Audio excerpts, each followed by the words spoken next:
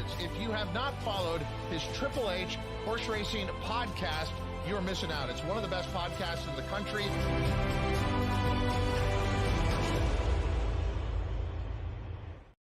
Good evening and welcome to episode 235 of the HHH Racing Podcast. I am your proud host, Howard Kravitz. Thank you very much for joining us on a special night where we are going to be talking about a huge graded stakes laden card on the West Coast. All that horrible weather is cleared out.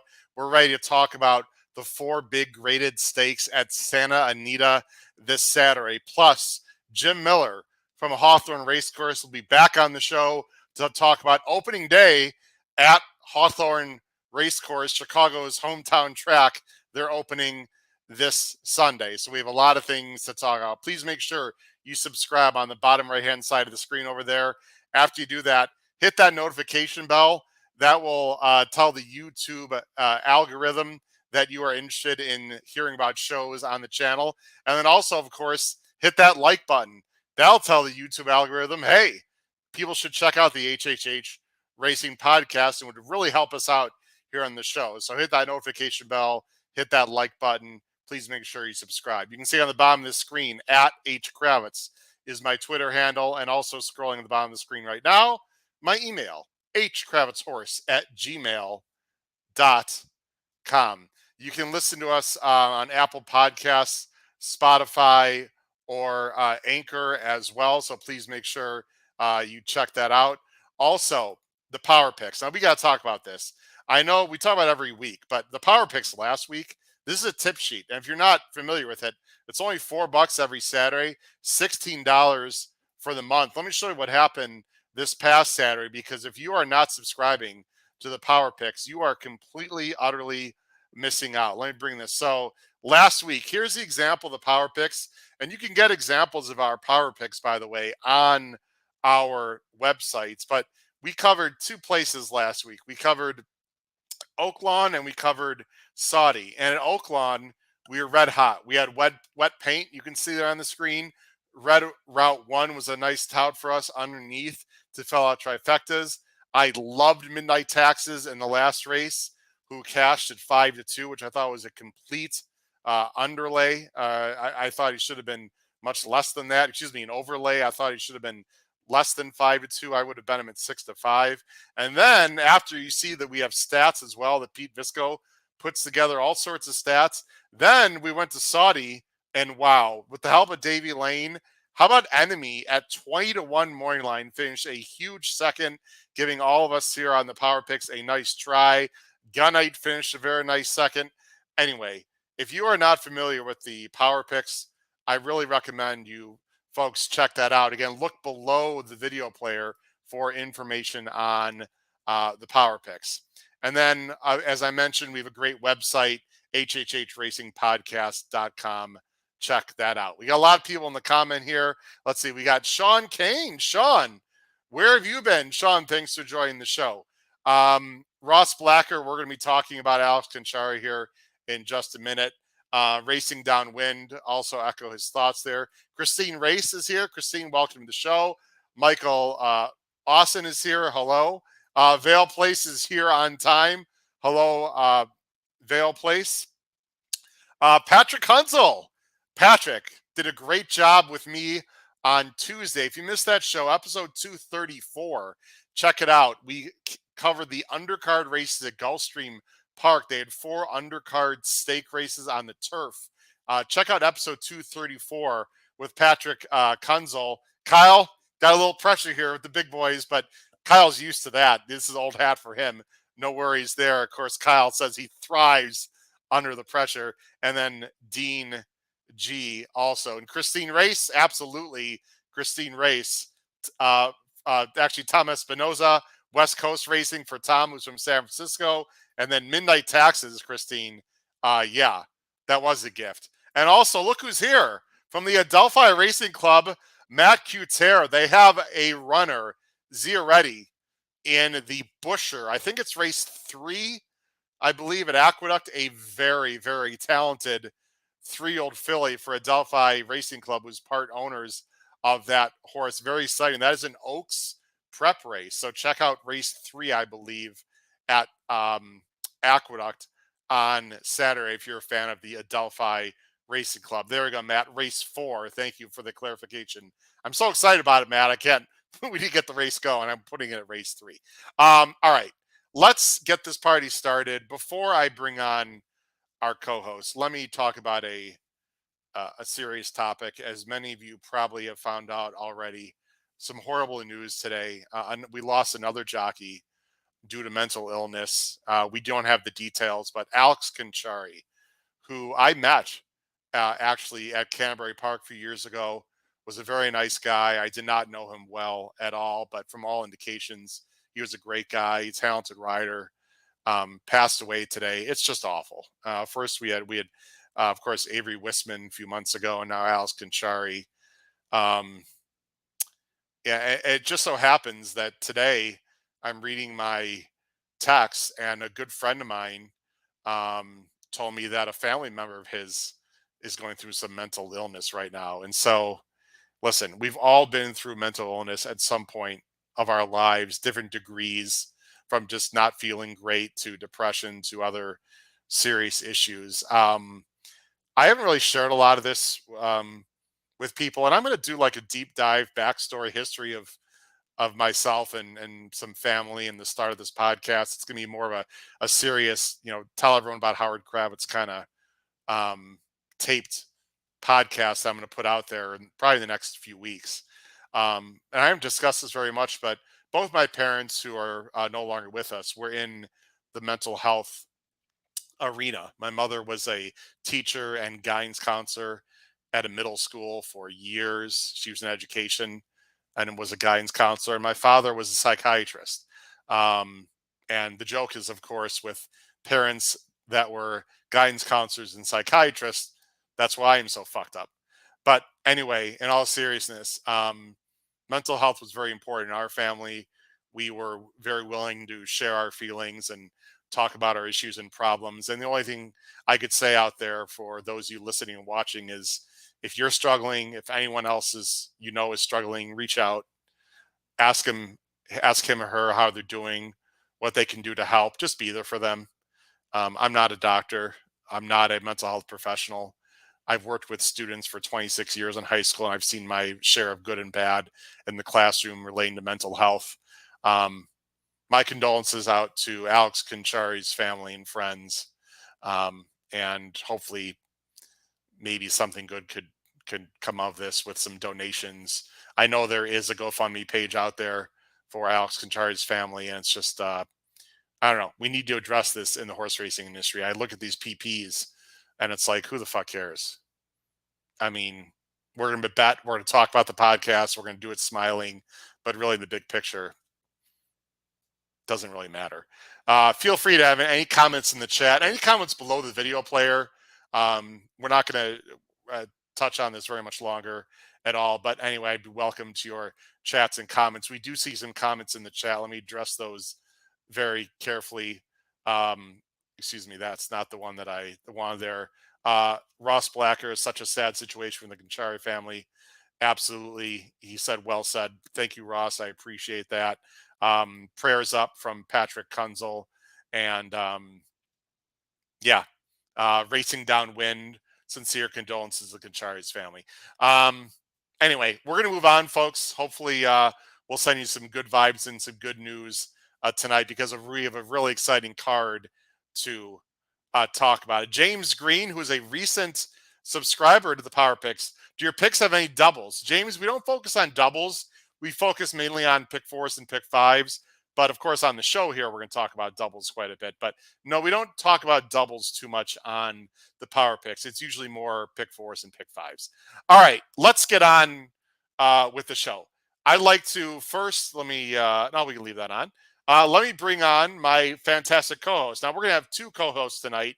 As you know, Pete Visca was on last night because tonight he's at a movie theater as we speak right now with his 11-year-old watching Halloween, the original version.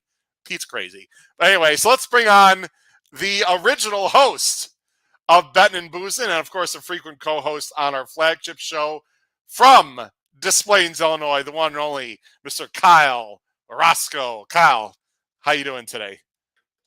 Kyle's muted. There we go. There we go. How you doing, guys? Good to see you. Yeah, I got called up to the big leagues tonight, guys. So as Patrick said, you got a little bit of pressure going, but hopefully we push through it, and I give out some good bets going forward here. Maybe a little bit nervous there. Didn't have the mic on. A little issue with the camera. I don't know. Feeling a little bit shaky there. Shaky. I know everyone at home has got to be wondering one thing, Kyle, and it's not, no, what is Howard drinking tonight? It is, where's Paul Halloran? I know. So before, with our Christine Race, I hope you're paying attention. The biggest Paul Halloran fan out there. Paul is planning on being with us. It's a very busy time of year for high school and college basketball, as everyone knows. Some things got changed up in his area. They're expecting a big storm in the Northeast tomorrow, I guess. So he is joining us, supposedly. He's going to be a little bit late. He's actually joining us from the car, Kyle, as someone else is going to be driving. He's going to be in the passenger seat. It's going to be very interesting. But we are expecting Paul Halloran at some point tonight to give us expertise, because we could both probably use some help with that. Kyle. Mm-hmm. Big day, Santa Anita. You guys, we talked about Gulfstream already last night, Tuesday night. Now it's Santa Anita's turn. Let's all at the weather. Let's do this without Paul, because Paul would give me shit if we talk about it. I don't know if you follow watching on Twitter, everyone, but people in LA are going like crazy. They were like snowflakes in like Burbank, California, like almost downtown. It's crazy out there. And of course, tragically, they've had some horrible flooding. It's just been a nightmare with a ton of snow. All that's moved out, Kyle. They are going to be off the turf tomorrow. As we're filming this Thursday night, they are going to be off the turf at Santa Anita tomorrow, but it's not because of weather. It's mainly because the ground is so wet. I'm sure they'll be on the turf, Kyle, Saturday. I'd be shocked if they're off the turf. But it's fair to say it's probably going to be good turf, which a lot of these West Coast horses are not used to running on turf with a little cut in the ground. Yeah, I mean, absolutely, especially on, that Santa Anita turf course, which we always attribute is just absolutely very firm. And then, next thing you know, you see snowflakes and, these Disneyland videos and all this stuff where everyone's going absolutely nuts. So it definitely will be interesting for sure, because like you said, there's not a lot of these horses that run as it doesn't rain that much out there in California, but it seems like they've gotten it all within the past 2 weekends with all, canceling racing and everything.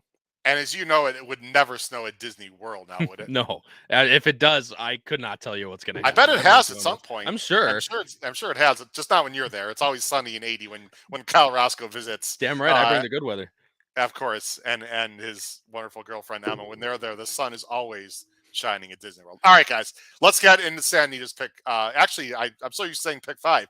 We're not covering the pick 5. We're covering 4 stake races tonight, ladies and gentlemen. And the reason is because 2 of their big stake races are outside the pick 5 sequence. I think because of TV purposes and also because of the cross country pick 5, Kyle. So there are some decent, meh allowance races and turf. I don't know. I'm not a huge fan of some of the races within the pick 5 sequence other than the ones we're talking about. So we are going to be talking about the 4 stake races. Now, for you serial horizontal players like Paul Halloran, the power picks do have our late pick 5 grid. So we are covering the late pick 5 and the power picks, just not on the show tonight. Kyle, let's jump right in, and we'll see when Paul joins us. Hopefully he will be joining us here at some point. The first race of the pick 5 sequence, and I got it. Whoops, there we go. First race, the pick I keep saying the pick 5. Geez. The first stake race of the day is race 5. Race 5. This is not part of the pick 5, not the late pick 5 at least. It's the last race in the early pick 5. It's the Buena Vista Stakes. It's a grade 2. They're going a mile for older fillies and mares, 200K. You see the field on the screen. It's a somewhat compact field of 8s, but a wide open betting board. You see, Kyle, there's a lot of there's no big favorite. The Moline favorite is the number 6 Quattrell for Mullins and Barrios, who ran a huge race last time. That frankly, I did not have this gal, this 5-year-old mare. Let me go ahead and take the original banner off the screen, and I will put our picks up on the screen right now. First time Kyle's going to see these. I also have Paul's picks on here too, with the assumption that Paul will be joining us. Kyle, what about that? We are somewhat alike. We both got the 1-2 or 2-1 and 1-2. Kyle, you're going to go with the 1, closing remarks, a very nice Calbred for Carla Gaines and Joe Bravo. Oh, how about the Calbred being on top? This I mean, if there's one race that, you always look to the key races and stuff like this, because a lot of these California horses race against each other in a lot of these, these grade 3, grade 2 races. That last race, I believe 4 of them are coming out of that race. I think it was Closing Remarks, Quattrell, School Dance, and then I think one other one is coming out of that Made that. last race. Made that. Yeah, the Shall we watch a replay? Absolutely. All right, let's cue it up. We'll go to the end here. Quattrell wins the race to the 7. The horse you likes the 4. School Dance is the 6.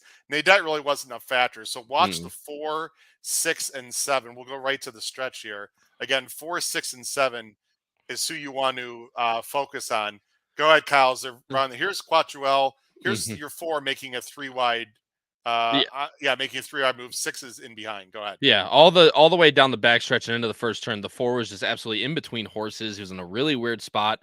Finally, he's going to get a little bit of room. Yeah, he's going to finally get she's going to finally get a little bit of room there. But you'll see the 7 just absolutely blow by everybody as Hector just swerves through everybody, which is an absolutely, it's a great run. But I'm into a cold pace, might I add, as we can talk about when we go back to the PPs. But it's just, I mean, it was an absolutely great ride by Hector Berrios, and I don't think anything wrong with Closing Remarks necessarily in that race. She's right here, Kyle. You mentioned I'll let it run. Again, this sort of in between horse. I mean, she's an experienced horse, but you just don't want to be in between in a very claustrophobic spot. And she was there quite a long way. She got slightly shuffled back right there, actually, too. Yeah, and I mean the whole way around, she would pick up a little bit, and then they would stop in front of her, and she, nose to butt basically the entire way around. And she starts moving pretty decently here, but then you'll see Berrios just come absolutely flying on the 7, which is just an absolutely great ride. And again, Base Storm, who's a really nice horse, is the one in this race who ended up going to be was entered in the Breeders' Cup, got scratched. Obviously, but again, a very nice horse. The 6 is School Dance, who never really got a chance to run. Like I said, very kind of cold pace in that race. And then Nadette was never a factor. So if you're looking for a key race, this is definitely the one to look at. Yeah. Trips are very important in this race. I've got Closing Remarks 2nd. I like the rail. I think she needs to get in the clear somehow. Yeah. I really don't have a strong opinion in this race, Kyle. Let me just put us back on screen. This is a very trip-dependent race to me. Quattrell, I suppose, is going to be the favorite off that last effort. I just don't know really where that effort came from. I mean, she ran. I mean, we saw it. She's always been a nice horse, but she's not exactly a win machine. And she just got a perfect setup and a perfect ride. Again, this is just kind of the horse I'm going to try to beat in this spot, Kyle. Maybe she's turned the corner, but I don't want to bet her at 5-2 on the win. Then I'm going to use her as a B as in boy. Maybe she'll do it again. It's just, we've talked about this before.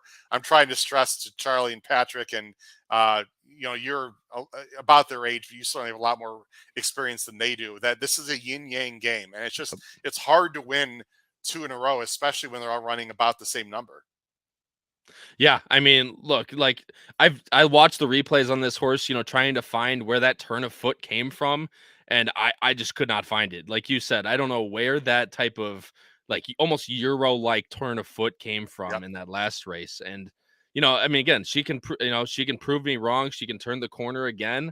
And again, but she's gonna have to beat me there. So I'm gonna have to see. This is one of those that I always say on Bettin and Boozin. I'm gonna have to see it again for me to be able to bet it, especially when she's probably gonna be favored at, like you said, like 5-2, somewhere in that area. No question. There are a few questions or comments, Kyle, about a certain horse that we'll talk about after this race. How's that? That we'll sounds do a quick good. lid on the eruption. We gotta talk about one horse. I'm going with the 2. The number 2 is Macadamia. Now D'Amato's got a few in this race. I think he's got is it 3? I'm trying to remember how many he's got. He's got. I think it's 2. 3. He's got the 4 Kitty Katano, who ran well. He's got the 5 School Dance, and he's got the 7 also, and Glossia. So he's got 4 in here. I'm looking. I won't say fresh face necessarily, but this horse has not really been in state company. The number 2 Macadamia, which also is a nut that I'm not a huge fan of. But anyway, is that the same? Isn't that the nut? Right? It's spelled that way. You're I right. think. Anyway, okay. You're right. I'm not a huge fan of Tiago Pereira, but he was on this horse last time. She ran very well. Maybe she's improving a little bit. Second time as a 5-year-old. I get a little bit of price. I don't know, Kyle. I don't have anything clever to say here other than I'm just looking for something that's a little bit different. We talked about Kitty Katana, who ran very well. although she got a dream setup, but it is Pratt and it is a Little Red Feather. I would try to beat the 4 personally. The 4 is I believe a B as in boy for me also. So anyway, that's any other thoughts on this race before we talk about your horse and bring on our other co-host who's about ready to join us. Yep, absolutely. But yeah, I mean, like I said, Kitty Katana, it's perfect setup. Like you said, going to have to get that again. Granted, Flavian can and has been known to do that in the past. But again, I like your 2 pick. I have him in. I have her in second. Oh boy. I mean, I know. Was it a quick enough? Nah, you know what? Quick enough correction. All right, I'll let it go. I'll take it. I'll drink it anyway. But yeah, I mean, like I said, as long as Macadamia can get a little bit of pace, I think even she can be a little bit closer. I like that. And the other Phil D'Amato, hopefully can get us home in that. But I do like your 2. And like I said, I have Quattrell in third. There's nothing really too special, but I like the trip angle on the 1, and I'm gonna try and ride Joe Bravo into the sunset. Okay, terrific. Let's bring our co-host, and then we'll bring on those, and then we'll talk about that other horse. He's been very busy on the basketball court. This guy is so dedicated, though. He's like, I'm not going to miss a podcast for a little basketball game, especially not a playoff game. From the Commonwealth of Massachusetts, just coming off, I believe, a game that he just refereed. I think it's high school playoff game. He's in the car. He is a passenger, though, I believe. He is not driving. So no texting and driving, no podcasting and driving. Let's bring him on, the one and only Paul Howard. And Paul, can you hear us? I can hear you. Can you hear me is the key.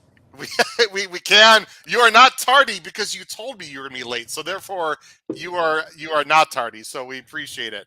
Paul, who won? I actually didn't referee tonight. I was in my supervisor role. I assigned myself and Bob Mullins assign all the officials for the state tournament. But beautiful Marblehead right on the ocean. Marblehead over Pembroke tonight. Almost went overtime. I was almost Todd Ura. Oh, boy. All right, well, I'm glad you made it. Tell Bob I say hello, by the way. Bob Mullins, a great guy and great handicapper as well. All right, Paul, so we just talked about the race 5. Real quick, do you want to mention race 5? We have your picks, of course, on the bottom of the screen. Coincidentally, since we're talking about schools, you're on with School Dance. Paul. I am going with School Dance, and give me – oh, good. You put the PPs we got on the, I'll make it nice and big for you. There you go. You know how yeah, that's very helpful because I didn't print mine out, and if I try to on my phone, I'm bad-eyed. I think this race is going to call for someone to be tactical, and I think he is going to get the right trip. Now, is he quite good enough? We're going to find out. But my selection of him, other than the fact that D'Amato is the Chad Brown of the West Coast, and he typically has multiple entries and one of them wins. I think this horse sits the right trip. I'm not sure what you guys had to say about your picks, but my pick of him, her, Kyle, there you go. My pick of her. We already drank, Paul, no worries. We had 4 drinks already, actually. Oh my God. If we were drinking alcohol every time I got the gender wrong, would be drunk. I think that the trip is my basis for this horse, Howard. Yeah, she was wide in that. We watched the replay, Paul, before he came on. She was wide in that race against a bunch of others. To me, I don't have a strong opinion. Just see on the bottom of the screen, Paul. I think it's a very trip-dependent race. We're going to move on. But before we move on here, guys, a few comments. One from Jim Pillar's. Hey, Kyle, a bit off the Santa Anita topic, but good luck with Smokin' Jay. Jay is back for Crownsway Racing and Tony Rollo. It's early Saturday morning, tough field. Has the 2-post. Kyle, do you want to tell everyone what the odds are in Smokin' Jay in case they haven't looked at Gulfstream early on Saturday? Granted, it is off a layoff and he hasn't had his best races the last 2, but 20-1 is an insult to me. That horse, I cannot believe he races well on the Gulfstream turf as well. If you guys have not, you guys look back in his PPs. If you have the PPs for Saturday at Gulfstream, he's raced well at Gulfstream. I believe he got second in a stake race, listed stake race last year at Gulfstream. I believe it was one of his first runs before he went to Pimlico and other places around, and then he went to the Jaipur, obviously, as a lot of the old followers would know of the podcast. I don't see him going off at 20-1 just as just with his back numbers. Again, it is off a layoff, and his last races haven't been his best, but he's been working out really well in the mornings from Kelsey. I've gotten some really good feedback from Tony and Kelsey that he's been working really well. Also, Otago's been working with him. They've been working fantastic. I'm looking for a 12-1, and maybe off the layoff, maybe he needs one, but I don't see any reason as long as he can work a trip why he can't get second or third. Yeah, I think Smokin' Jay, the 2-horse in race 3 at Gulfstream, will not be 20-1, should not be 20-1. Maybe a good bet for Crown's Way Racing. Guys, let's move on to the next leg. This is one of the big ones of the weekend and Saturday, especially at Santa Anita. It's the San Felipe Grade 2. This is for the 3-year-olds, a 50-point Derby prep. They're going a mile to 16th. Of course, it's on the dirt, and it's so nice to see a big field. It was a field of 11. It is scratched down to 10 with Crypto Ride, the number 6, already being scratched. You got a whole bunch of Yak teens, 1, 2, 3, 4, 5 Yak teens. Of course, they're all former Baffert horses now with Tim Yakteen. You see our picks on the bottom of the screen. This is a fascinating race. Paul, we're going to go to you first. Paul, you are going with the number 8, not a Yakteen. Go Rocket Ride, a fascinating horse for Richard Mandela and Flavian Pratt, who ran a hole in the wind in his first start, and now he's trying 2 turns. I like this horse, Howard, and one of the reasons I like him, I talk about that disease or that illness that goes around every year called Derby fever syndrome. Oh, yeah. When anyone who has a 3-year-old who has 4 legs and can put one in front of the other wants to try to get to the Derby. Richard Mandela does not suffer from that syndrome. He goes on the trail only when he thinks a horse can bring him to Kentucky on the first Saturday in May. This horse put a 92 up his first race. He's the son of Gunrunner, who's, we can document what the gun runners have done, including Shared Belief, who might have been one of the best winners of the Santa Anita Handicap later on today. I don't think this horse was really asked. He's starting to ask him here, and you'll just see him from the quarter pole home just kind of open up. And, he gives them a couple of taps here. He hits them, but certainly no one's making up any ground. They went 57 for the 5/8. I believe one of the horses in this race has come back and won a maiden, if I'm not mistaken. But, 92 buyer, I think that's really what it takes almost for a guy like Mandela to go on the trail. And he's obviously going to see if this horse can bring him. I think the price is going to be right because you have the Baffert Yakteen tandem, a quintet, or whatever the hell they are. And I'm going to play this horse. Wow. Okay. He is fast. This is Forbidden Kingdom 2.0, right? That was Mandela. Now he stretches him out. There's a lot of speed in here. You can see I'm not a big fan of this horse on Saturday. Totally respect your opinion. Of course, Paul, I was not a big fan of the bomb that you had at Tampa that almost won at 50-1 on the lead also. So I can't remember the name of that He horse. went a long way, didn't he? He sure as hell did. This horse won't be. Yeah, that was exciting. I would have been excited too. Kyle, you've got this horse second. You obviously believe in this horse as well. No, not at all. Kyle, you believe in this horse too? I do. I mean, I do. Go ahead, Kyle. Sorry. No, There's a little bit of a delay for Paul, probably. Go ahead. Yeah, no, it is. There's a little bit of a delay. I apologize. But, I mean, look, getting a 92 first time out for Mandela, beating Sonoran, like Paul said, who came back and won the race with an 81 buyer the next time out, improving 9 points. I mean, this horse can easily improve. I always say that the biggest, and a lot of people agree, that the race that can show most improvement is the second time out. Granted, this horse ran amazing its first time out. Like you said, there's a lot of speed in here. I don't know if this horse is going to get the lead, but I like that a horse that's lightly raced is out in the clear in a race like this. And I think if Richard Mandela, like Paul said, really thinks this horse can be the goods, I mean, if I love him being outside and, if he can get second or third while, National Treasure probably stalks and blows by him, I just think that this horse is extremely interesting second time out. One of the more astute comments, guys, that I have seen from our good college friend, Noah Megger. Paul, I'm going to let you answer this question. Does Pratt staying here on Go Rocket Ride and not going to Gulfstream for Blazing Sevens mean anything? That's got to favor Go Rocket Ride a little bit, right? I think so. I'm just seeing who Flavian has later in the card, because I think that is also going Who's to. he riding in the big cap? I'll have to look at He's it. got Warrant, who's 4-1. Okay. In the big cap, and he has Hong Kong Harry.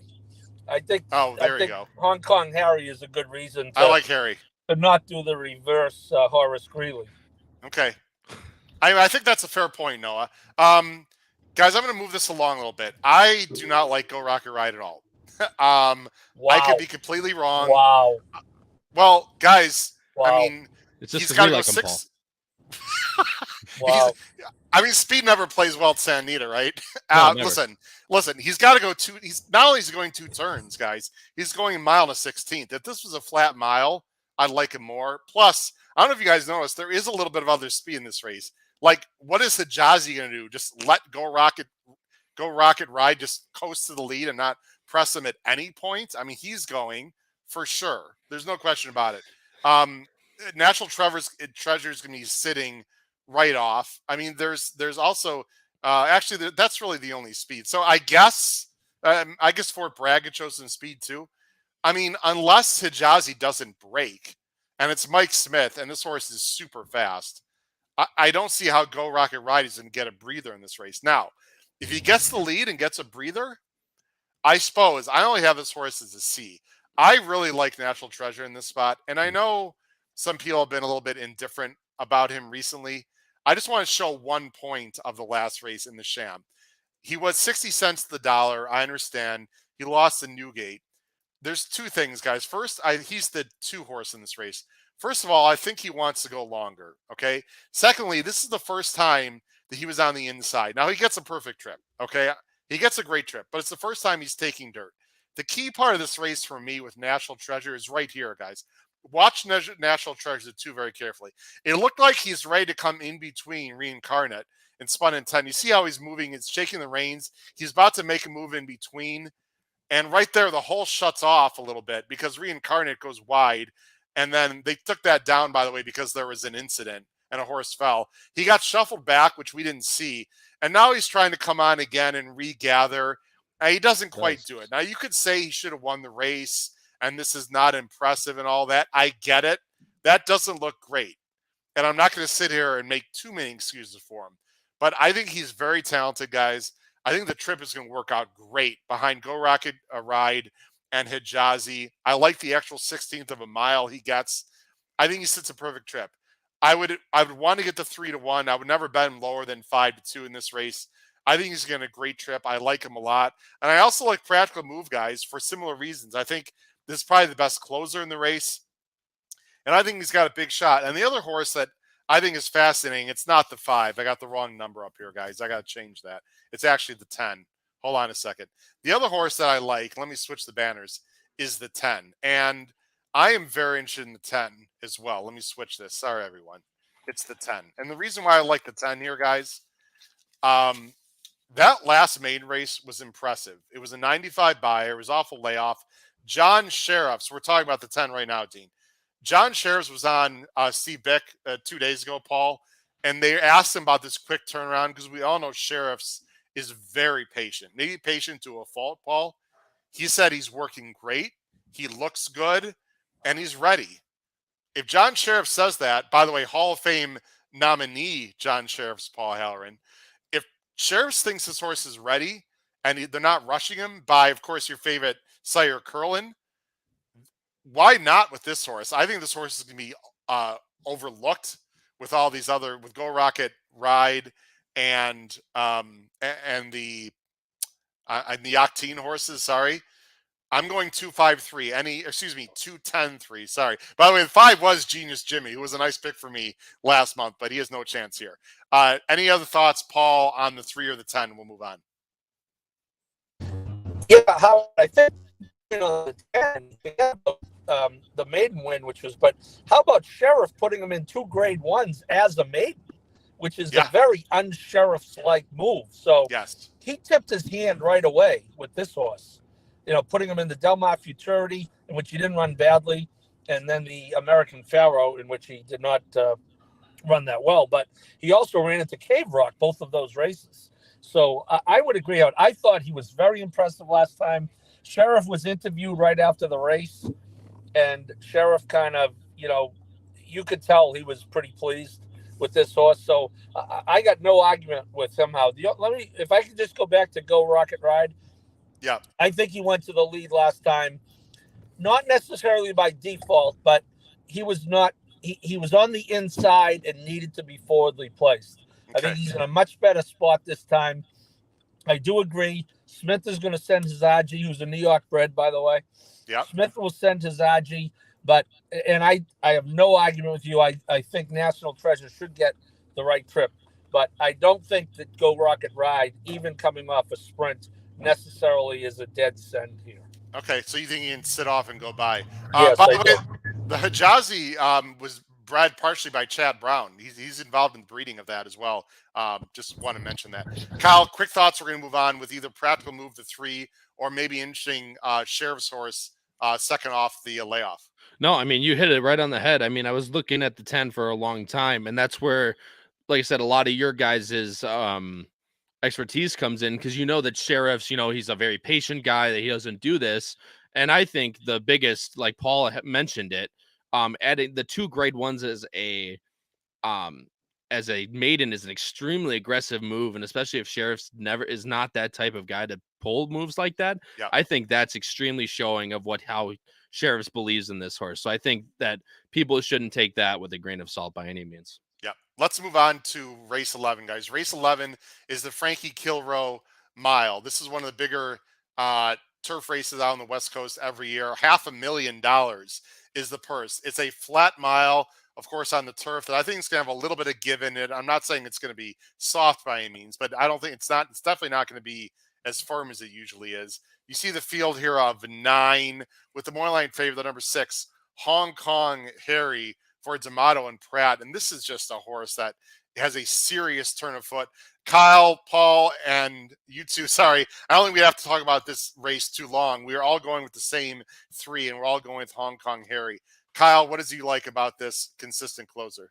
I mean, it's exactly what you just said right there. I mean, he's an extremely consistent horse.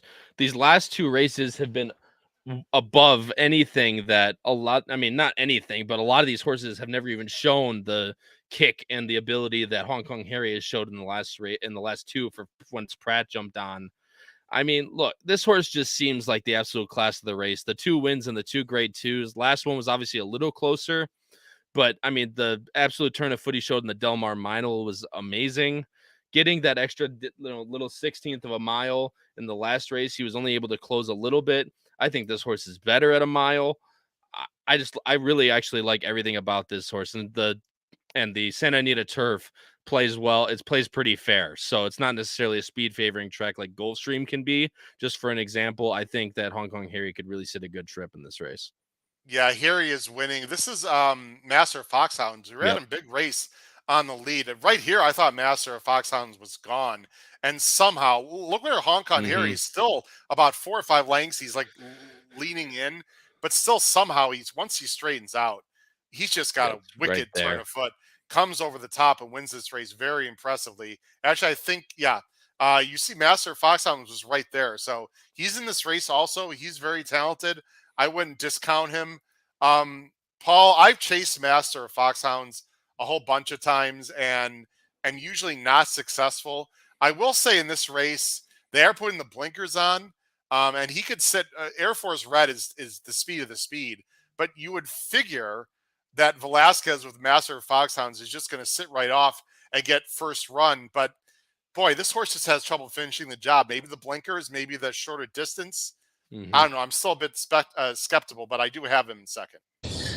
Howard, I think if Hong Kong Harry is going to get beat, this guy is probably the most likely candidate for the reasons you just detailed. He figures to get a really good trip, and who better to be on top other than John Velasquez. Hong Kong Harry, that was a very late move last time. it was a mile and a 16th. This is a cut back to a mile. But, you know, I went in looking for a way to beat him because that's how we start handicapping races. And, you know, you say, okay, he's got a layoff. Well, he won his first career race, and he's won off a layoff like 5 times. Okay. He's got Pratt. And I'll tell you another thing about this guy. He may not be that far back. If this race isn't that fast, don't be surprised if he's not at the back of the pack. He has races, especially when he first came over here, Howard. He has races where he was much more in touch with the field. And interestingly, Pratt rode him in his first race over here in a race just like that. And it was a mile and an eighth. And he was third early. So I'm also a big fan of Billy Koch's horse, Biletnikoff. But I try, you know, it seems like he's kind of going to run the same race as Hong Kong Harry, and I think Hong Kong Harry's a little better. So, well, and you know, again, Nick Feldman in the chat mentioned De Jure, who is similar to me as Balnikov, right? These are somewhat younger horses. De Jure is a year older, but if you want a closer, like, how do you go against Hong Kong Harry? Yep. Now, shit happens, right, Paul? They get into trouble. They X, Y, and Z. Okay. Sure. But it just seems like if you want a closer, it's hard to go against Hong Kong Harry in this spot. If he's going to get beat, to me, Paul and Kyle, it feels like it's going to be a speed horse. Would you agree with that, Kyle? Absolutely. And I mean, that's exactly, I know someone touched on it, but that's exactly, Paul actually touched on it. That's why I have Master of Foxhounds in second. I love that he's just going to sit off. I think, like you said, Air Force Red is just going to be an absolute sender. Master of John Velasquez is hopefully going to take back and come around on the outside to be in the clear. And I think that if anyone is going to beat him, it is going to be Master of Foxhounds towards the front end, because I completely agree with everything that you just touched on, where, you know, if you're looking at all these races and all these horses that love to come from the back in the same place that, you know, maybe even farther back than Hong Kong Harry is going to be, I don't know exactly how you can, you know, you can talk yourself into saying, you know, this horse is a better closer than Hong Kong Harry. Paul, the last horse I want to talk about, and then we're going to go on to the last race of our discussion here. Gold Phoenix. I have a lot of respect for Little Red Feather Racing and Billy Koch. I looked at this horse real carefully. They don't usually like prep. This is a grade 1. It's not normal for these connections to prep in a grade 1, and I'm not sure what they'd be prepping for. It just seems like this horse is better going longer. But if this horse runs a big race, it wouldn't shock me. I wasn't sure what to do with him. I only have him as a C, but I'm afraid I could get stung by this horse. I don't know. This was a strange spot for me here. Yeah, it's D'Amato, and I agree. I think Howard, exactly, he'll be a C on my ticket too for that reason. But, you know, going back to what we said about Balnikov, who ironically is also owned by Little Red Feather. Yeah. You know, this guy looks like a stone cold closer, and, you know, is he going to go by Hong Kong Harry? Is he going to run, if they're even at the 8th pole, is he going to outrun him home? So it's hard to imagine a way, you know, other than a perfect trip, that he wins. Yeah, listen, we things can happen. If Hong Kong Harry does not run his race, there are plenty of closers, Kyle and Paul, that can get the job done. It just seems like Hong Kong Harry is the best. All right, guys, let's go to the big cap. The last race of the day at Santa Anita, and I didn't mention this yet, but I am playing I'm defending my second place runner-up, biggest score ever for last year in the Ultimate Betting Challenge, which is a big live money contest at Santa Anita and Gulfstream. And so a year ago, if you guys can see right there as my thumb is pointing, a year ago, I had this exacta for $2,500, which was express train over warrant. That gave me a second place finish in the Ultimate Betting Challenge. So I do have an opinion in this last race. Again, would it be an exacta? Who knows? Of course, I just want to be alive at that point and have money in the bankroll. Paul, are we home now, it looks like? Paul, he's switching. He's switching over. Paul's getting, all right, we're getting Paul situated here. We are home. Wow, terrific, Paul. All right, perfect timing for the last race. Let's go to the big cap, guys. This is the last race of the day at Santa Anita. Here we go. Last race of the day at Santa Anita. $500,000. It's the big cap. They're going 1.25 miles. Of course, it's on the dirt. Older males. It's a big field of 11.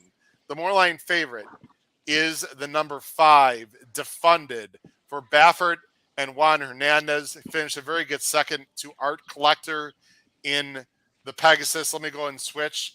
Kyle, we're going to have you go first. Kyle, Yep. you are going with Defunded on top, a horse that we saw that did run huge in the Pegasus. Yeah, I knew I had a sneaky feeling that you guys were gonna go proxy in this race, but I'll leave that to you guys. But there is a lot of speed in this race, as many of you know. A lot of these out California horses that actually, well, Defunded obviously is still Baffert because he's not going to switch these older horses, but he ran absolutely massive in the Pegasus World Cup. I love that last effort, second off the layoff coming off of that race. I think this horse, he's a good lead runner, but I don't think he's necessarily a need the lead type. I think he can sit back, maybe just off the speed, which I think might be more suited in a race like this. But because like I said, I'm assuming why you guys are going proxy. There's just a lot. There looks to be a lot of speed in this race on paper. Well, let's talk about the pace complexion here. And Paul, I'd like to have you chime in. You look at the pace situation. Newgrange, I think, will be stalking. He's not really a need the lead type. I suppose he could go to lead. I don't think he's going to get it. You would think DeSormo is going to send, but he's usually a little more patient than Mike Smith. So I'm very curious to see what Stiletto Boy does. In fact, Paul, I think what Stiletto Boy does early might really be the difference in this race. We'll see what DeSormo decides to do. Then you got Defunded, who pretty much has to be up close for JJ. You've got Haywood's Beach is not quick enough. And then you got Hopper. But Hopper is Baffert also, Paul. So I have a hard time believing that Hopper and Defunded are going to battle each other. And those are really only the main speeds, unless you think this bomb for Barrios is going to send. And then you have Proxy, who's sort of mid-pack. So, Paul, what's going to happen? Is it possible Defunded just gets away with murder up front, DeSormo doesn't send, the other Baffert doesn't want to battle him, and Defunded wires the field? I think that's a very plausible scenario here. I think it's plausible, but I don't, Howard, I have a hard time seeing Stiletto Boy not sending in this situation, to be honest with you. I just think, because how else can he win this race from behind? Unless they're just looking for a check, and I know it's a big purse, but, he can't win this race from behind. So I think he's got to send. And I think the Baffert horse you mentioned, Hopper, will probably send to mitigate him, and he'll have Defunded sit off the two of them. That would be my guess, Howard. I think Hopper. I think Baffert uses Hopper to mitigate the speed and make sure Stiletto Boy doesn't steal it, and Defunded sits off of them. That's interesting. I certainly would never say Rabbit, because Hopper's too good a horse to say Rabbit. I will say this, guys. I watched Hopper worked with Defunded, by the way, on February 18th. Hopper is a nice horse, and boy, does he like to fight. Like, you watch the workout, Defunded didn't really go by. Now, they weren't asking a lot, but just the way that Hopper's head carriage is, this is a nice horse. He's a fighter. I mean, Hopper is good. I just don't like this spot for him. That's a very interesting observation. I think they're just going to play the break, the Bafferts, and see what happened. Now, the other thing we got to talk about, and this is important too, and we haven't addressed this yet. Paul, I mentioned the weather situation, which is going to be fine Saturday, but these horses miss some training, Paul, and you know as well as anyone, you've been on the backstretch a lot. When horses miss some training and they come out of that, they can be a little more rambunctious. They can be a little bit of rank. I mean, there's two reasons why you work out a horse, obviously. Number one is the obvious, which is to get them in shape and ready for a race. But the other, Paul, is to take the edge off. And just like human beings, these horses have been sort of cramped up in their stall a lot the last week and a half. Do you think that'll have any effect on the race at all? And might that help Proxy on the outside, who we're going to talk about, who's been training regularly for this race? Yes, I think you're very astute, Professor Kravitz. Wow, that's a first, I think. Thank you, Paul. But no, I mean, these horses. I'm going to have a drink just for that. They're born to run, despite what some of our animal rights knucklehead nitwit friends want to tell you. Okay, they're born to run, and that's why they go to the track every day. By the way, that's why during COVID, horse racing couldn't just say, "Oh, we're going to shut down everything like the rest of the world." The backstretch, they have to go to the track every day. They have to either jog, gallop, or work virtually every Yes. day. The only time they don't go to the track is the day or 2 or 3 after they work or run. So that is a good point. And now you see our guy Proxy on the screen here, Howard. Now, look I'm trying to justify the last race. He ran awful. However, he did not have a chance to win. He was way far back on a day that you wanted to be closer to the front there. He ended up having to swing him wide on the turn. He wasn't going to win. He was not in touch with the field. I think you're going to see him get a much different ride on Saturday from Mr. Velasquez than you saw him get in the Pegasus. And I'm just going to hope, like Dale Romans is hoping, you can just draw a line through Cyclone Mischief's Holy Bull. I'm going to hope that you can draw a line through the Pegasus with this horse. And, this horse was looking pretty good going. I mean, I loved him in the Pegasus. I was as wrong as can be. I shouldn't say that, Howard. My wife's in the room, and I should be crushed to know that He's on the rails. I'll just let it should run. be He's on crushed the to know rail. I was Everyone. wrong Go about ahead. something. Yeah, I mean, so he doesn't break that well, and right now he says, okay, but boy, he's out of touch with the field almost instantly, and I don't know, was the race that fast? I mean, they went 47-3 for the half.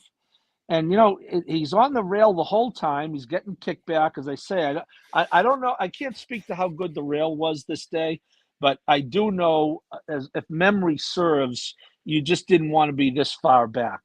Okay, and as evidenced by the fact how it's Stiletto Boy at 1,000,000 to 1, only had a head lead at the half mile and still hung on for third. Right. So I just think this horse had no chance to win this race the way it was run. And I'm looking for a very different ride and a very different result. I might be hoping against hope, but I'm an optimistic guy. Paul, I agree with you on so many accounts in this race. Now, I'm going to disagree with you on one thing. I don't think he ran horribly. And I'm going to show everyone a few reasons why. And then, Kyle, we'll get your opinion here. Yep. First of all, we don't see Proxy right now, but he's the one. I'll go full screen. Just watch the chiclet, okay? The little number.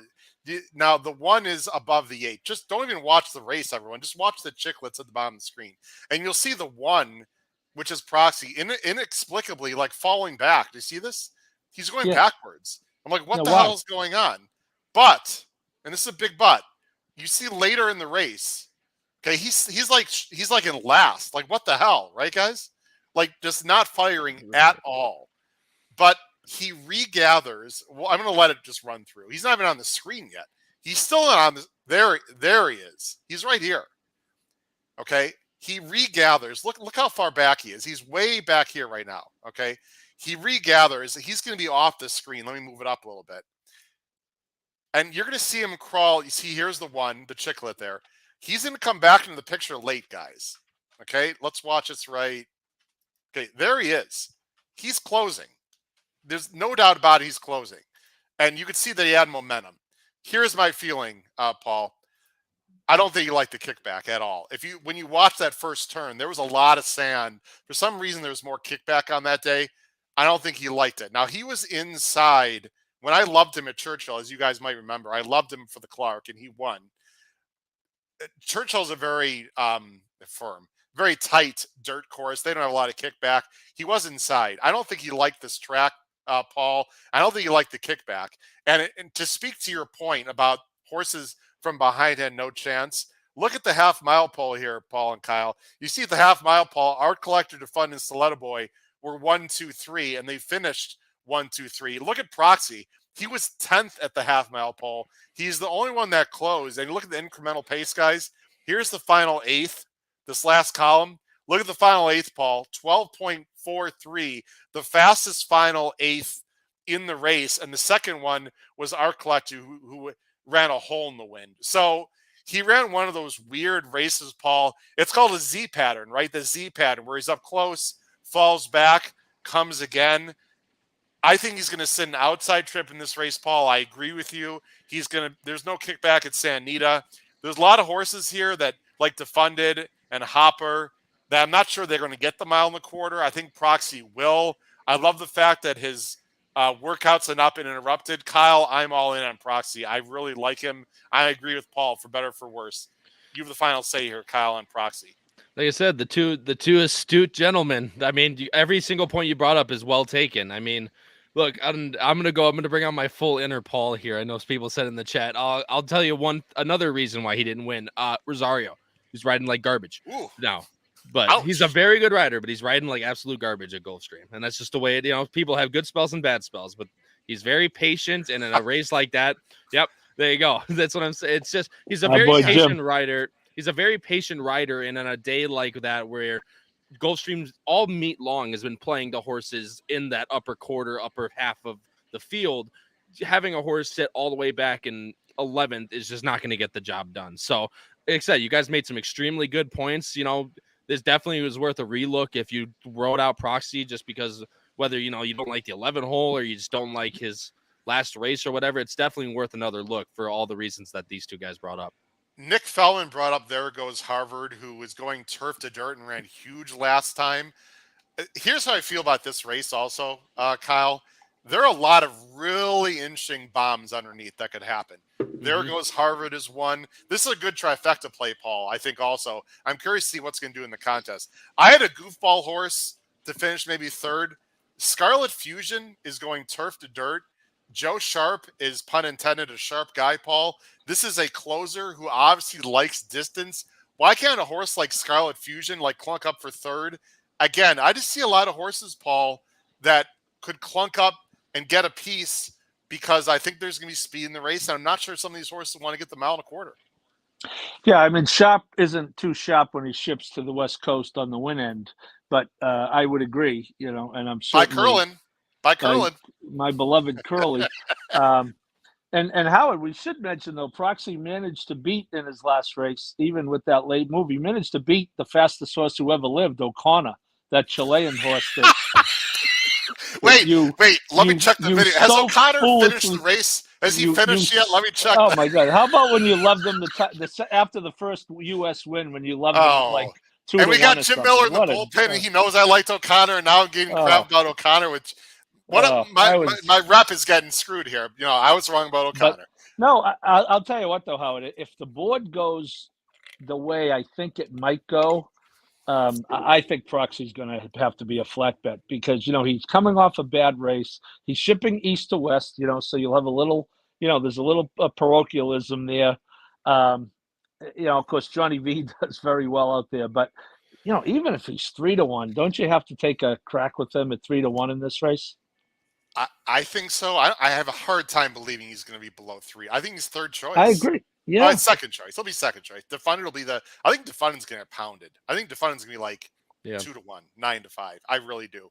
I think Proxy should and will be second choice. So 3-1, 7-2 with a lot of others, in the mix there. It's going to be I'm in at 3-1. What about a Hong Kong Harry Proxy double? Speaking of Doug, the guy that brought up doubles earlier, what is that going to pay? Oh, you're ruining Howard's. I'm playing in a contest, Kyle. Shh. You're runing Howard's contest. Well, you didn't have to say that. Now you're just ruining it. No one else would have. No one else would have thought of that. No, I don't know what. I honestly don't even know if I have money at that point. I don't know what I'm going to do, but I won't be the only one who might be playing that double anyway. Guys, we're going to wrap up the show with yourselves. We got Jim Miller, Paul. I just want to let you real quick comment. We unfortunately talked about the horrible news about Alex Kanchari and. Paul, just for about 30 seconds, I hate to cut you short on such an important topic, but we already talked about it and we could talk about it another time. Just really briefly, your thoughts, just Avery Wisman a few months ago. I mean, we need to do something in this industry, don't we? Something's got to change.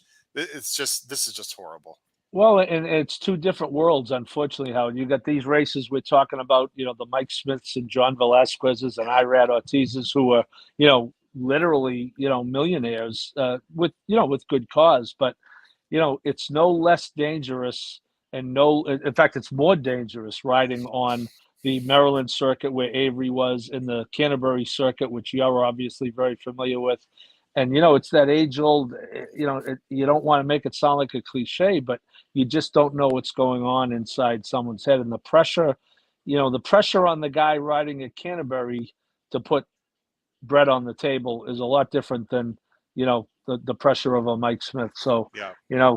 Poor Alex, may he rest in peace. And I agree. I think you'll see now with two coming so close to each other, I think you'll see some type of renewed call for, mental health. And listen to the Richie Mig and Lafitte Pinkai Jr. did a very good podcast with JK on In the Money Media, where they talked extensively about mental health. It's very long, but Mig is, and Howard, maybe we could steal that idea and get Mig on here ourselves sometime. Mig can obviously speak to that, as well as anyone. Here's a guy at 14 years old. He moved out of his house to stop being a jockey. So the pressure is unbelievable. And I agree. I am very tough on jockey, too tough on jockeys. But this guy Alex, though, Howard, was on that circuit very successful, right? I mean, he was pretty good. Yeah. So who knows? But yeah, what a real shame. And obviously, you got to pray for his family. Yeah, absolutely. Well, on that note, we wish everyone well with their bets at Santa Anita. And of course, we covered Gulfstream quite a bit on the show as well this week. So we wish everyone good luck with their bets on Saturday. Now, don't go anywhere. Kyle and Paul, we're going to let you go right now. Thanks, guys. Really appreciate it, Paul, especially you for taking the time to come on tonight. And Paul, they're going to see more of your picks on the Power Picks. Anyone that subscribes to Power Picks will get more information from Paul. So, guys, have a great weekend. Thanks a lot. Look forward to talking to you next week with a different schedule because I'm going, and so is Kyle, to the NHC. Yep. So, Paul, we'll be in touch through phone calls and etc. about what's happening with the show next week. Take care, guys. Thanks a lot. Thanks. All right, bye-bye. All right, next, let's bring on a gentleman who we welcome back to the show. Very excited to have him back on. Hawthorne Racecourse, Chicago's hometown track, is racing once again. Their schedule is very different in this year than it was last year. We're very excited that Hawthorne Racecourse once again is a fantastic sponsor of this show, and one of the people at Hawthorne, of which many, does a fantastic job. He's been on this show before. We've got him back again. So without further ado, let's bring on from his car, waiting for his son to get out of driver's ed. Welcome to the life of a horseman, so to speak, the wonderful Jim Miller. Jim, how you doing tonight?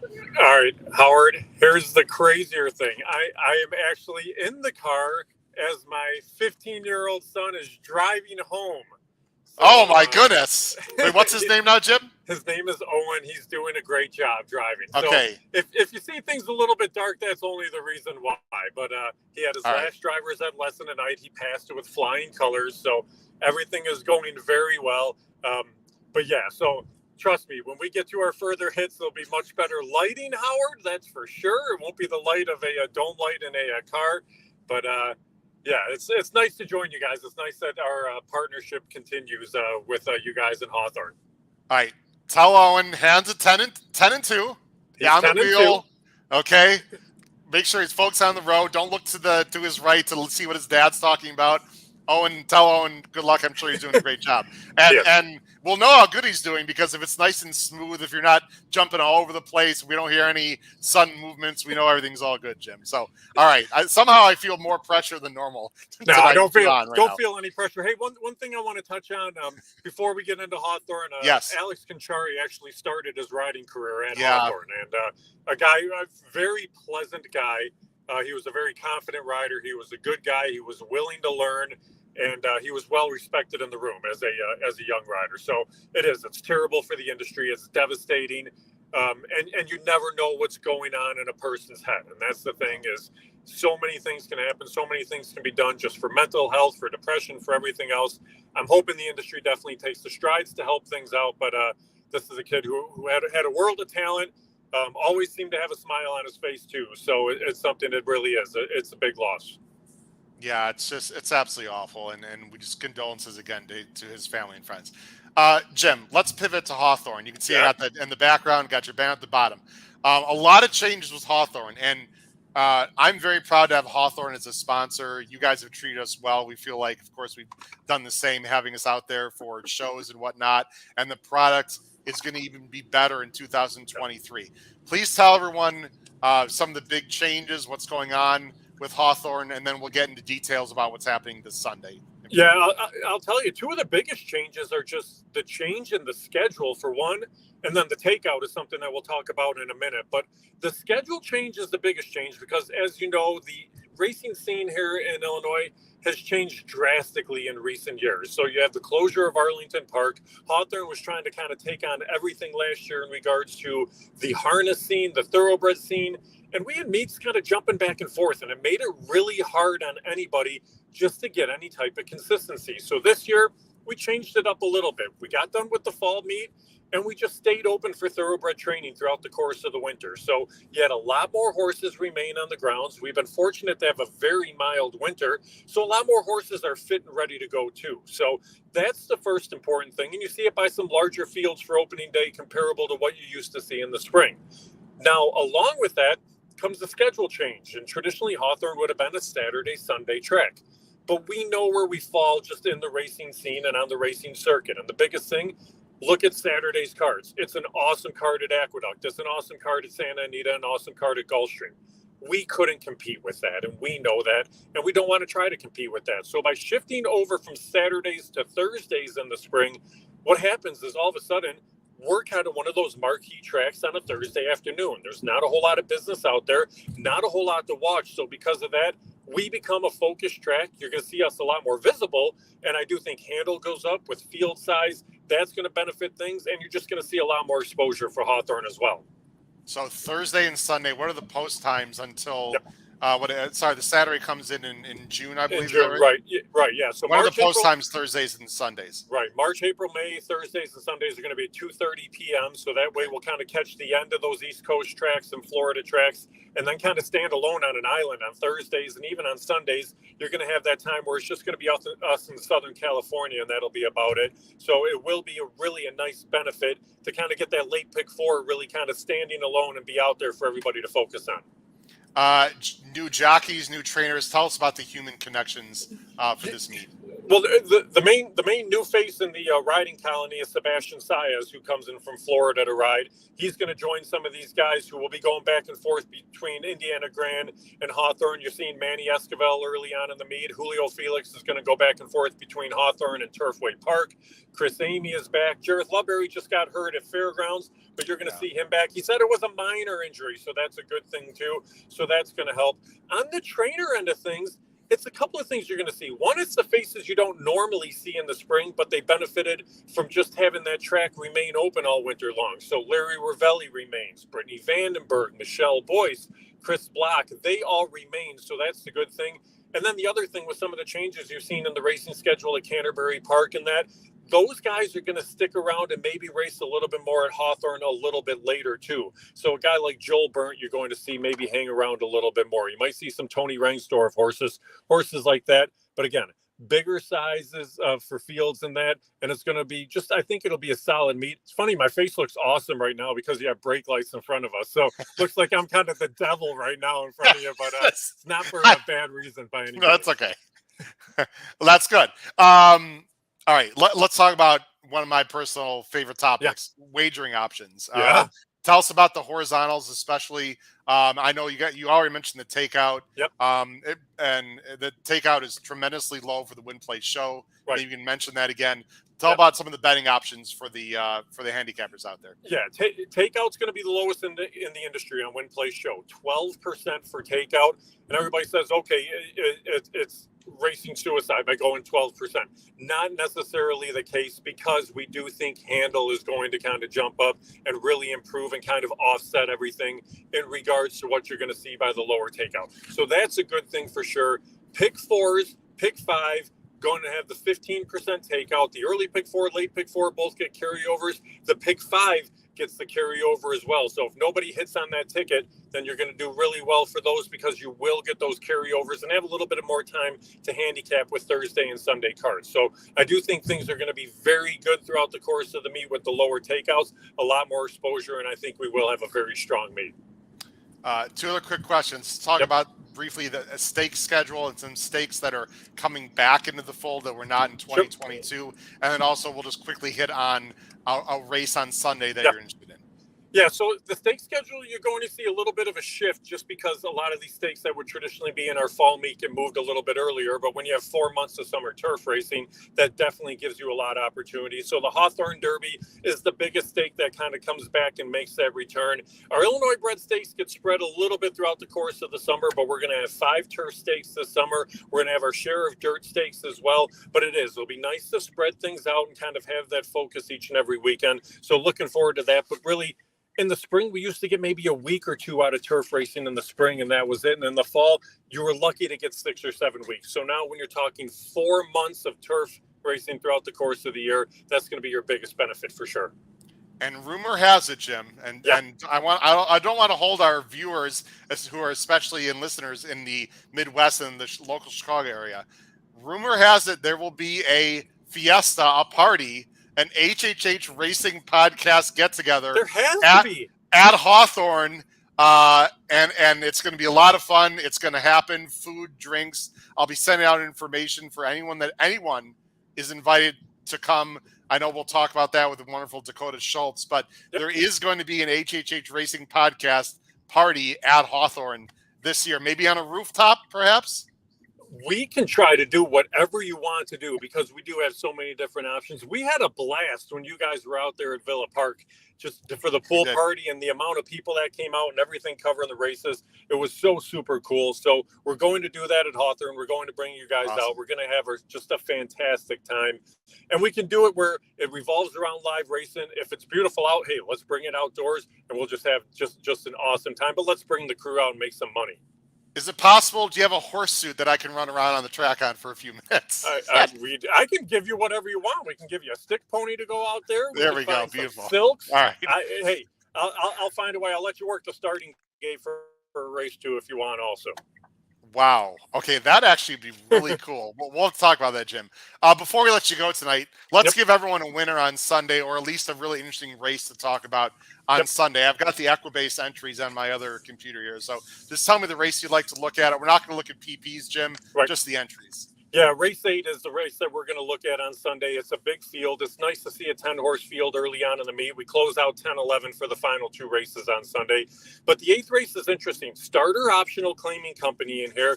And a couple of horses that you really want to focus on are going to be the 6, 7, and 8, Ava Sarala, Long Tall Woman, and Ghost Storming Girl. And Long Tall Woman is a horse that gets this level and is going to race at this level all year long. So it's going to be everybody coming to say, hey, can you beat me at this spot or not? Because the horse is protected at this condition, but loves that Hawthorne track. And just the question is going to be if you get any type of value. But Long Tall Woman could be dominant in these races all season long. But Ava Sarala has been very good at Hawthorne, as has Ghost Storming Girl. Both are going to provide some value. So maybe you hook these 3 up and maybe an exacta box, a trifecta box, and see if you can cash, or take those 3 and play them in the double to somebody in the finale. But it really is. It's a nice race to kind of kick off to being a good competitive bunch. I like it. So race 8, take a look at the 6, 7, and 8. You have horses coming from, have they mainly been stabled and stayed in the Chicago area, Jim, or do you have horses coming in early in the meet that are shipping in? Well, we're starting to see some horses that are actually coming back from Oaklawn Park early on. So that's a good thing, too. And it's horses that maybe were not competitive at Oaklawn or were just better suited for Hawthorne. So that helps. Also, horses that have been down at Fairmount Park. Fairmount Park doesn't open up for another month and a half, or I guess FanDuel Racing is the name now. But these are horses that have been training, have been getting ready to run, and they need that opportunity to run. So by sticking away and staying away from these cards where you're going to have FanDuel racing on Saturdays, we're not going to compete with them. So if we go Thursday and Sunday, they can race on Saturdays. I think things are going to go really well throughout the course of the meet, where we can draw some additional horses there. And then you're going to see, kind of as Fairgrounds ends, as Tampa winds down, as Gulfstream winds down, those horses will be coming back and getting ready for the turf season at Hawthorne too. Yeah, I'm really excited. And hopefully the spring can't come here soon enough, because I love the turf racing also at Hawthorne. Jim Miller, you saw Christine race at the bottom of the screen. I don't know if you saw that comment. She's excited about Hawthorne. Yeah. Really recommend everyone get involved with Hawthorne. They have a great program. Jim does a great job. They've got very underrated younger jockeys there. They've got big fields. They'll have turf eventually. lowest takeout win place show in the country. I don't see how you not take advantage of that. And they're racing at times that some of the bigger tracks are not. So, Jim, great job. Really appreciate it. Owen, tell Owen he did a great job, Dad. Owen, great job, buddy. Awesome job. We made it home. And when does he get his license? His birthday's on the 13th of March, so it's just around the corner. Owen, early happy birthday, man. Hey, they're saying happy fantastic, man. birthday, Great job, great job. buddy. I was like, get me off the damn screen, Dad. Owen, tell Owen I'm a high school teacher. I get it. You're embarrassing him, Dad. You're embarrassing him. For sure. He did awesome. I'm proud of the kid. He's a great kid. He did. All right, Jim, thanks a lot. We're going to let you go. Enjoy the rest of the evening with your family, and we'll talk to you soon. Take care. All right. You got it. Thanks, Howard. Bye-bye. All right. Jim Miller and his, got a little, sorry about, there we go. Jim Miller and his son, Owen, doing a great job driving. I'll tell you, we got a big car theme tonight between Jim Miller and Paul Halloran. Again, really appreciate everyone joining us tonight. Now, next week, there are some big questions going on because, as you all know, I believe, I am fortunate enough to be competing in the National Handicapping Contest in Las Vegas. Kyle Roscoe is also going to be there. He's not a competitor as of right now. He's going to try to qualify last second.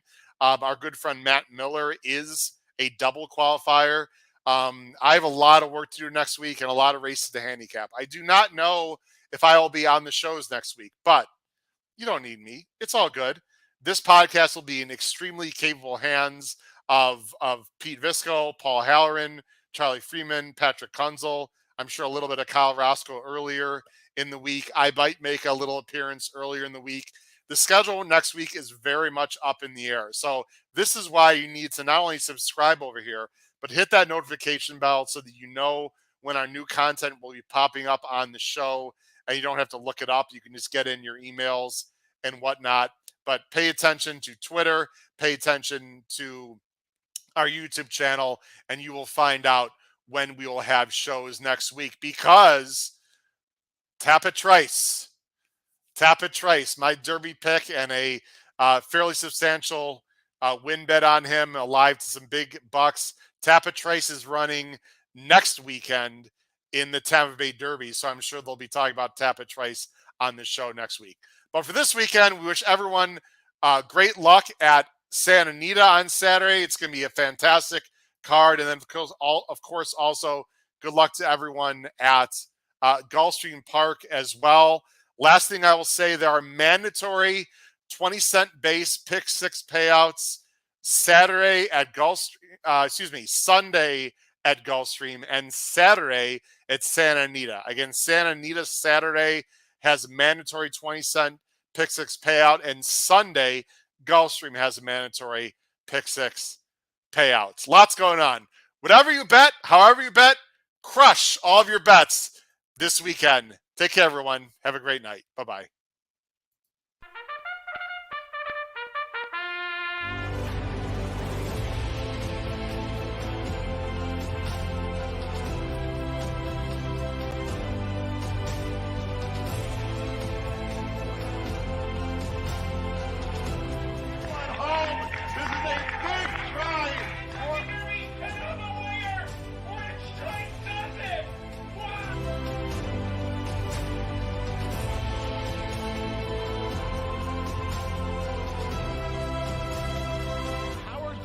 If you have not followed his Triple H horse racing podcast, you're missing out. It's one of the best podcasts in the country.